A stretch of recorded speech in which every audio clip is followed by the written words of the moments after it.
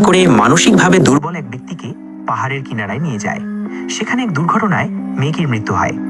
লোকটি তাকে বাঁচানোর চেষ্টা করেছিল, কিন্তু ততক্ষণে সে মারা যায়। ওই ব্যক্তির বুদ্ধি ছিল মাত্র 6 বছরের শিশুর মতো। সে মৃত্যুর অর্থ বুঝত না, বারবার মেয়েটির নাম ধরে ডাকতে থাকে।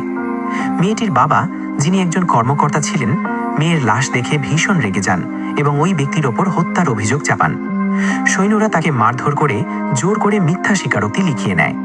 কেউই তার নির্দোষতার দিকে নজর দেয়নি। তার বৃদ্ধ মা ও ছোট মেয়ে শিয়া জেলের বাইরে অপেক্ষা করতে থাকে। মেয়েটির বাবার কথা শিয়ার মনে পড়ে।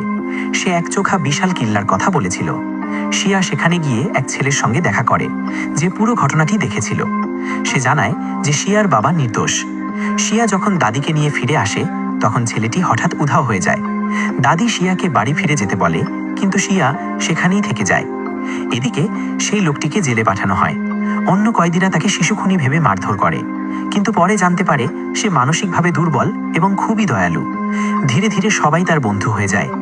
জ্যাকসন প্রতিদিন তার মেয়েকে চিঠি লিখত, কিন্তু জেলর প্রতিবারই সেই চিঠি ফেলে দিত। তবুও তার আশা ছিল একদিন মেয়ে নিশ্চয়ই উত্তর দেবে। একদিন তার মেয়ে চুপি চুপি জেলে এসে বাবার সঙ্গে দেখা করে। দুজনেই জড়িয়ে ধরে কাঁদতে থাকে। মেয়েটি জানায় সে এমন একজন সাক্ষীকে দেখেছে যে সবকিছু নিজের চোখে দেখেছিল। তখন কয়েদিরাও বিশ্বাস করে যে জ্যাকসন নির্দোষ, কিন্তু জন জানতে পারে যে মেয়েটি জেলে আছে এবং তাকে বাইরে পাঠিয়ে দেয়। বাড়ি ফিরে মেয়েটি দেখে তার দাদি মারা গেছে।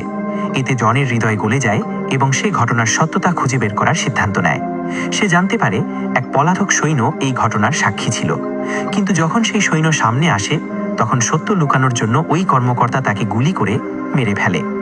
জন জ্যাকসনকে তার মেয়ের সঙ্গে শেষবারের মতো দেখা করার সুযোগ দেয়। দুজন একে অপরকে জড়িয়ে ধরে। পরদিন জ্যাকসনের ফাঁসির আদেশ কার্যকর হয়।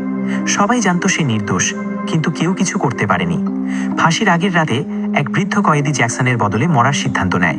সে বলে, আমি আমার মেয়ের পাপের প্রায়শ্চিত্ত করতে চাই। সে জ্যাকসনের কাপড় পরে ফাঁসিতে ঝুলে পড়ে। মরার আগে সে জনকে একটি বাক্স দিয়ে বলে, এটা তার মেয়েকে দিও। পরদিন জন সেই বাক্সটি মেয়েটিকে দেয়।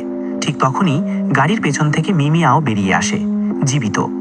একজন বাবা আরেক বাবার জন্য নিজের জীবন দিয়েছিল, যেন একটি মেয়ে তার বাবাকে ফিরে পেতে পারে।